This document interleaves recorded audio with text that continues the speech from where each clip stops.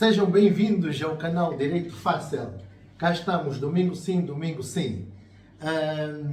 Antes de dar início ao tema que nos propomos a apresentar hoje, quero agradecer as críticas construtivas que tenho recebido, principalmente do Dr. Demétrio, Dr. Ângelo Couto-Mula, Dr. Nairo e outros que não me ocorrem agora à cabeça.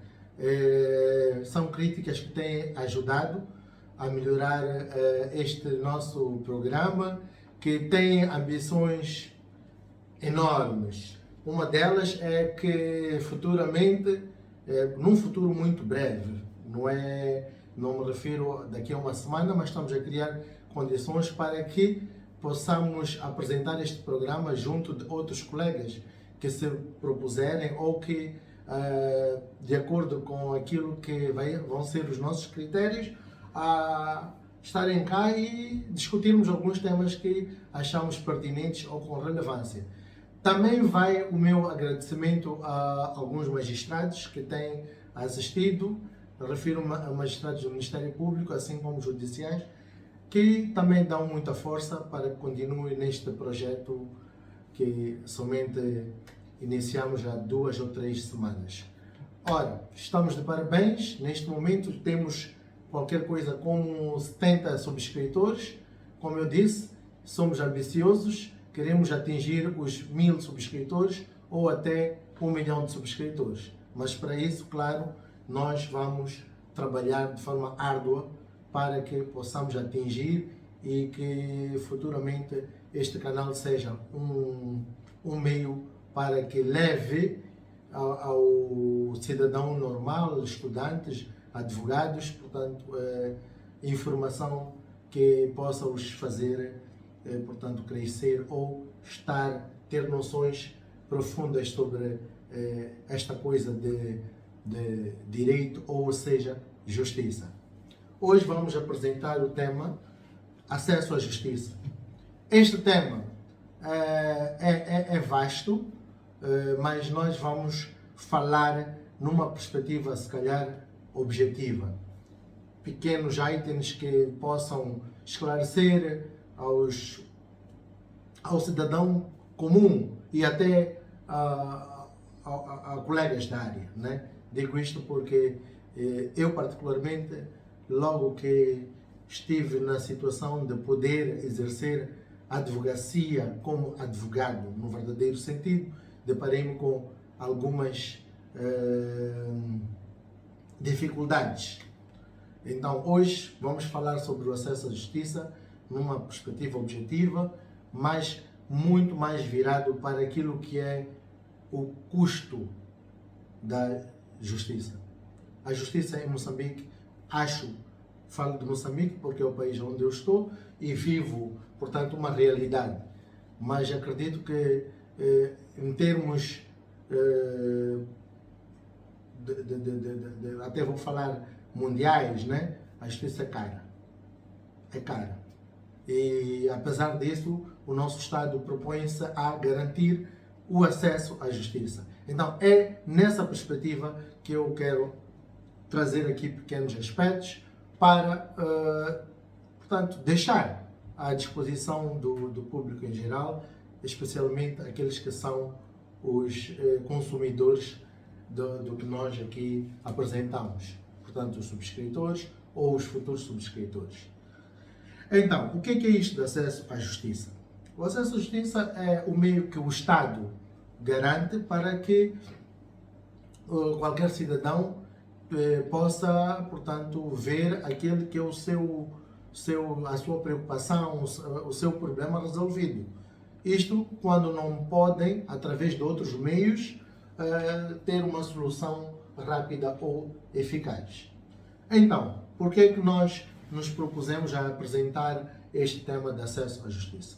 Primeiro porque, apesar do Estado propor-se ou garantir este acesso à justiça, este mesmo Estado, de alguma forma, há de exigir, né, que aquele que pretenda ver o seu problema resolvido também possa, vamos lá dizer, pagar para ter este serviço. Ou seja, nos termos do artigo 62 da Constituição da República, o Estado diz que garante, não é, a qualquer cidadão o acesso aos tribunais, no caso a justiça. É verdade que o Estado garante, porque o Estado primeiro coloca à disposição de cada cidadão, portanto, uma instituição que somente vai dirimir problemas, não é? Problemas estes que ocorrem em vários âmbitos, ou porque de natureza criminal, vamos dizer, familiar, civil, uma perspectiva social, né? E pronto. Mas para isso o Estado precisa também de manter estas instituições de tal forma a de cobrar os seus serviços. Até que ponto é que estes serviços são acessíveis? Essa é a questão de fundo. O Estado garante, é verdade, porque põe à disposição do cidadão instituições que visam essencialmente resolver estes problemas. No entanto, por forma a garantir que estas instituições existam, é preciso que este Estado, não é, também cobre por estes serviços. Vamos dizer que o Estado cobra de forma simbólica, digo entre aspas. Isto por quê? Porque, dependendo de caso a caso, pode ser que não seja tão simbólico quanto possamos achar. Numa perspectiva de resolução criminal, ou seja, no âmbito criminal, além de o Estado ter ali, portanto, a instituição que vai resolver o problema, o Estado também garante que o arguido, no caso, em caso de impossibilidade, esteja devidamente representado. Ok? Portanto, através de um defensor público. Esta é uma das garantias que o Estado oferece, de maneiras que este cidadão possa estar representado, ou seja, ter aquilo que a gente chama uma justa justiça. Por quê? Porque o arguido há de estar representado por alguém que tem conhecimentos sólidos e profundos sobre a matéria que há de estar a discutir. Portanto, um advogado, um técnico de justiça, um técnico de justiça superior, ou ainda um técnico jurídico, né? Portanto, afeta uma instituição, o IPAS, no caso que é o Instituto de Patrocínio e Acesso à Justiça. Mas antes de irmos para frente, aquilo que me referi antes, que foi uma das minhas grandes dificuldades, foi a quando do meu início de carreira, foi a questão de fixação, determinação dos honorários. Este é um problema que acredito geral.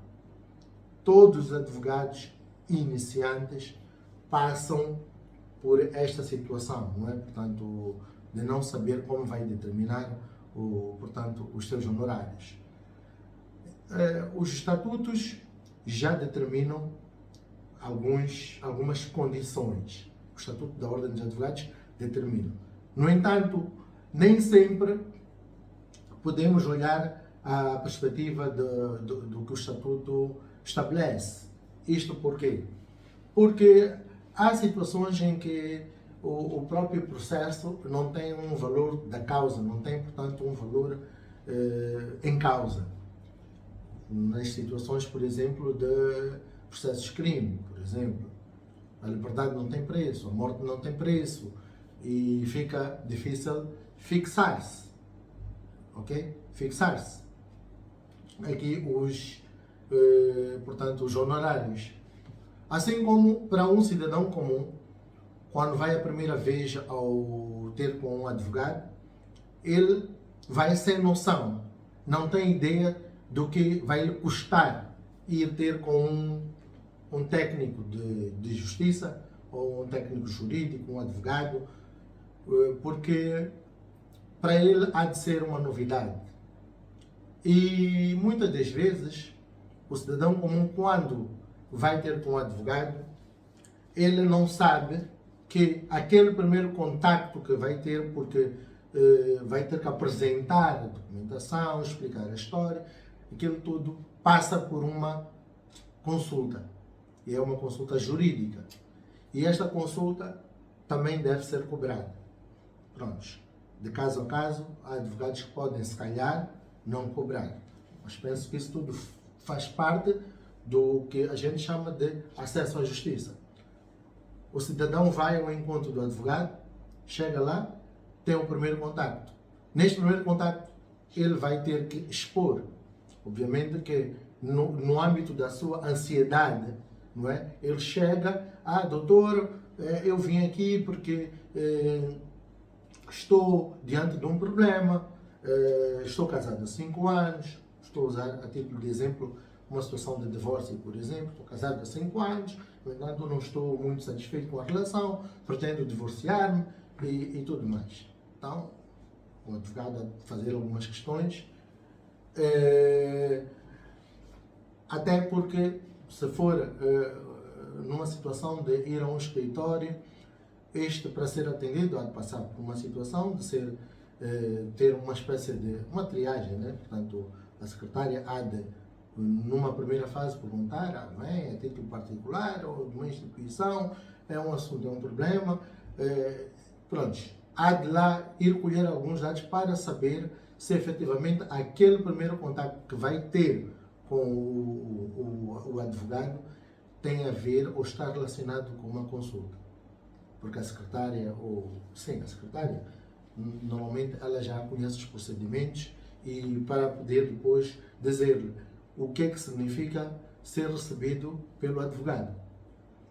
Então, há situações em que o escritório não tem, portanto, esta recepcionista ou esta, vamos dizer, secretária, é recebida diretamente pelo advogado ou pela advogada e há de, portanto, numa primeira abordagem, perguntar o seu nome, porque é que vem, não sei o quê, e nisto a advogada, ou seja, a pessoa há de começar a explicar e o advogado há de perceber que trata-se mesmo de uma consulta e há de, se calhar, parar e dizer, olha, ok, isto que a senhora pretende é uma consulta e, como tal, nós vamos ter que, ou seja, nós devemos lhe cobrar, se ele assim entender. Portanto, há um conjunto de situações que podem determinar o advogado a cobrar ou não cobrar.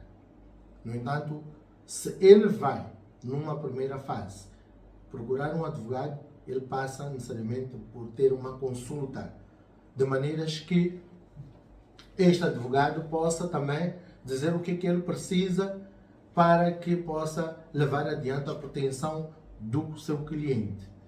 Além disso, o cidadão, ou neste caso a pessoa preocupada, pode estar a vir colher uma segunda opinião. Foi ter com outro advogado e tal, já tem mais ou menos uma ideia. Normalmente não ficam logo no primeiro, é quando vai ter com o segundo advogado. Também vai passar por uma consulta. Isto por quê?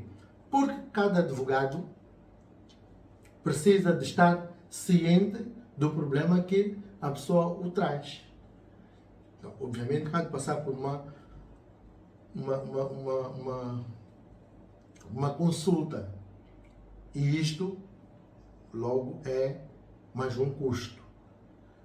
Muitos preferem ficar logo no primeiro advogado exatamente para evitar o custo. Mas é sempre bom ter uma ou duas opiniões, não é? Porque pode ser que, no meio disto, ele tenha inclinação, o cliente no caso, para um ou outro advogado. As consultas, pronto, elas são, portanto, onerosas, isto é, são passíveis de ser cobradas e varia de advogado para advogado. Okay? Cada advogado estipula. A ordem não fixou, vamos lá dizer, um valor como portanto, o valor médio, de maneiras que aquele que solicita, portanto, esta consulta possa dizer, ok, em qualquer dos advogados que eu for, vou ter este valor. Contudo, diante daquilo que a pessoa vai expor e o tempo que vai levar, pode ser que esses sejam os requisitos para que o próprio advogado determine, portanto, aquilo que vai ser o valor. Obviamente que isto tem que ser acordado antes do início da conversa. Isto para que não fique uma situação de, vamos lá dizer, de enriquecer-se, não é? Em prejuízo do cliente. Ok? Mas pronto, esta é a primeira fase. Depois temos a fase em que vamos adiante com o processo, portanto, ou de propositura ou até de, portanto, reação a um processo que esteja em curso. Portanto, há situações em que a pessoa procura o advogado porque foi notificado, porque existe uma ação a ocorrer contra si. Há outras situações em que a pessoa quer propor uma ação contra uma determinada pessoa, portanto, um terceiro. Nesses casos, portanto, o advogado tem que avaliar, portanto, um conjunto de coisas. Neste caso, tem que avaliar, portanto, o tipo de processo que há de se levar adiante ou que está em curso, tem que avaliar a complexidade do mesmo, tem que avaliar os elementos que o cliente está a apresentá-lo para ver se vai, portanto, a bom porto. Portanto, há um conjunto de elementos que ele tem que poder exigir do seu cliente, de maneiras que possa satisfazer aquilo que é a pretensão do cliente. Neste caso em concreto, o conjunto de todos esses elementos vão constituir, portanto, elementos para a determinação dos honorários do advogado. Sim. Agora, o que é que significa, vamos lá dizer, o honorário? É difícil falar especificamente de valores, porque nós vamos falar de situações, vamos dizer, hipotéticas, não é? Portanto, uma situação hipotética é aquela que nós imaginamos, mas há muito, é muito complexo e é muito abstrato falar exatamente como uma realidade que a pessoa vai viver. Mas o que o cliente tem que ter em consideração é que todo o processo é longo. É longo. Ainda que o processo portanto, que esteja em curso seja um processo, vamos dizer, simples, né? Porque também não existem processos tão simples como a pessoa pode pensar, porque às vezes o cliente vai e diz, não, mas isto não é nada e não sei o quê. Mas no processo, portanto, lá no tribunal, as coisas não são tão simples como parece. O advogado tem que ir, portanto, tem que fazer um acompanhamento ao processo desde que ele envolve-se no processo. Isso implica idas ao tribunal, chamadas, papel, técnicos que estão a trabalhar no processo, o tempo que leva uma audiência, e muitas das vezes a audiência não acontece logo numa primeira fase, e tudo isso constitui a complexidade do próprio processo. Portanto, não é tão simples falar-se de honorários. Pronto, para o cliente ele espera que o advogado pague 10, 20, 30 mil meticais, mas não é exatamente isso. Porque há casos em que a pessoa pode até cobrar 10 mil meticais, mas não representar o esforço que o próprio advogado está fazendo no processo. E muitas das vezes não pode ser visto, portanto, na perspectiva do cliente também não tem. Porque o cliente não tem, mas ele tem que fazer um esforço para ver os seus direitos garantidos. É assim que é. Tem que, portanto, é sacrifício de parte a parte, porque nós temos, por um lado, um cliente que tem uma preocupação, que tem um valor simbólico, sentimental, que ele diz isto para mim, em termos de sentimento, é muito mais do que 1 milhão, muito mais do que 2 milhões, não é? Mas, no entanto, ele espera que o advogado cobre de honorários 10 mil, o que constitui como é que eu vou dizer, uma contradição, né? Entre aquilo que ele atribui como valor simbólico e que ele pretende e aquilo que ele oferece a pagar por aquilo que tem um valor imensurável, não é? Por outro lado, temos uma situação em que o advogado há de se envolver de forma profunda, vai estar envolvido num processo horas e horas e horas, dias, meses e anos, se calhar, e, no entanto, ele cobrou 10, 15 mil meticais, não é? Mas o trabalho é mais do que aquilo que poderia ser exigível. Portanto, não é tão simples falar-se de honorários numa perspectiva hipotética, porque é muito abstrato falar nessa perspectiva. Mas o importante é que o cidadão tenha consciência que a justiça é cara. É cara porque não é só pelos honorários do advogado.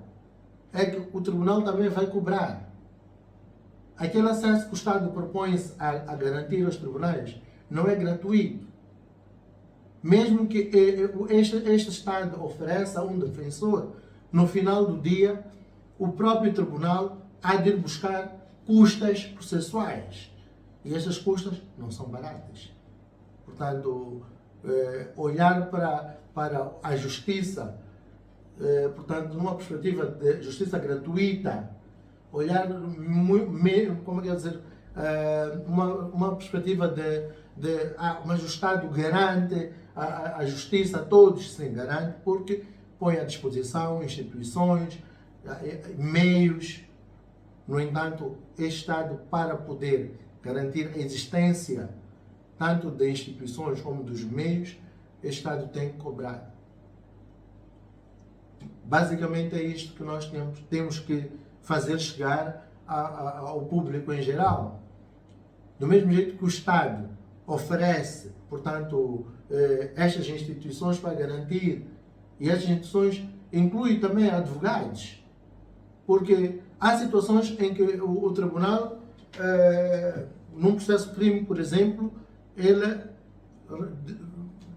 depara-se com uma situação em que o arguido não tem advogado constituído.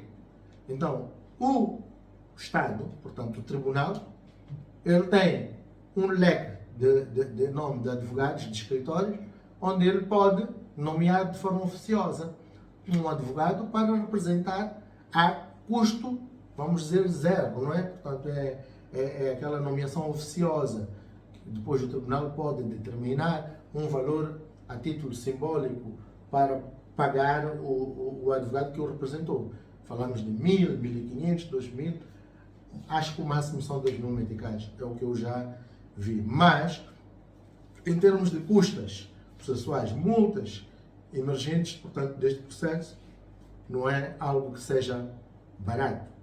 É só ver que começam vamos lá dizer, um salário mínimo da função pública, que hoje deve rondar entre os 7.000 a 8.000 meticais, ou então olhar para aquilo que é o salário anterior, que devia ser 4.400, 4.500 meticais, até 10, 20, 30 salários mínimos na função pública. Então, a justiça não é gratuita. Não pode ser gratuita, porque senão o Estado também não vai conseguir manter estas instituições que tanto pretendemos que existam para garantir esta justiça que nós agora estamos a dizer que é cara. Portanto, basicamente, o que nós pretendíamos era dar esta luz ao público, que a justiça, embora o Estado coloque à disposição, ela não é tão, portanto, tão barata ou tão acessível. Repare que há processos, eu estava a falar, por exemplo, de uma perspectiva de justiça criminal, mas olhando para uma outra perspectiva, uma situação de conflito de terra, numa situação de conflito de divórcio, que até fiz menção há pouco tempo, ou numa discussão mesmo vamos lá dizer, de menores, né? Portanto, regulação do poder parental, ela não é, vamos lá dizer, não é gratuita, porque no final do processo há custas que devem ser pagas. E isto, portanto, de alguma forma, embora o Estado até possa ter um entendimento que não, as custas deste processo são muito acessíveis, mas temos que olhar para a perspectiva de o salário mínimo. São 5.000 e o processo. As custas são 1.800 a 2.000 meticais. Estou a falar de um processo, por exemplo, de menores. Portanto, estamos a dizer que o Estado, num processo de regulação, pode vir a consumir metade daquilo que a pessoa oferece como salário. Então, é muito, muito caro. Portanto, não é gratuita, nem é aquele mínimo que se podia esperar. Tem que se olhar para aquilo que é, portanto, o salário mínimo, para depois discutir-se a questão do acesso à justiça é mesmo, portanto, um acesso, ou seja, se as pessoas, de uma forma geral, podem aceder à justiça o quanto deveriam. Pronto, é basicamente isso que nós vínhamos apresentar para hoje. Muito obrigado, até a próxima, subscrevam-se, coloquem likes, proponham temas e nós havemos em função daquilo que é a vossa solicitação, propormos já a trazer aqui a discussão. Como eu disse, aguardem que brevemente estarei sempre, ou terei, portanto, alguém aqui para discutirmos temas de interesse geral. Obrigado. Aquele abraço.